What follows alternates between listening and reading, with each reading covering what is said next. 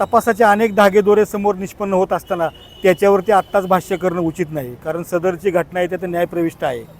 पण फलटण शहरामध्ये असं का घडतं आहे या बाबतीत प्रत्येकाने आता संवेदनशील राहणे खूप गरजेचं आहे. आपल्याला आज कोणावरती आरोप प्रत्यारोप करण्याची आवश्यकता नाही. यासाठी प्रत्येक फलटणकराने सजग आणि डोळे उघडून कान ताजेतवाने ठेवून आपली भविष्यातील वाटचाल करावी आणि फलटण शहराचं जे नाव आता खाली गेलेलं आहे ते पुन्हा कसं वरती येईल याकडे आपण सर्वांनी लक्ष देऊया. आज प्रथमतः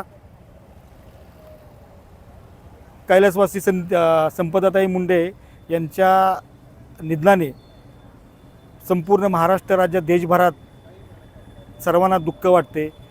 पण आपण फलटण शहराचा विचार केला असता फलटणमधली यंत्रणा आणि व्यवस्था ह्याला जबाबदार आहे का, त्याच्यामध्ये कसा बदल होईल हेच आपण पाहूया. आणि हीच श्रद्धांजली आपल्या फलटणकरांच्या वतीने संपदाताईंना राहील. कारण संपदाताईला जो मानसिक त्रास झाला, शारीरिक त्रास झाला, कशामुळं झाला तो भविष्यामध्ये कुठल्याही प्रशासनातल्या अधिकाऱ्याला होऊ नये.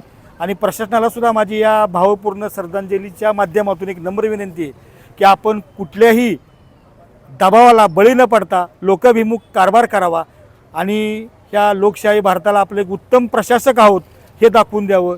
हेच मी आज संपदा मुंडेंच्या भावपूर्ण श्रद्धांजलीच्या माध्यमातून माझ्या भावना व्यक्त करतो.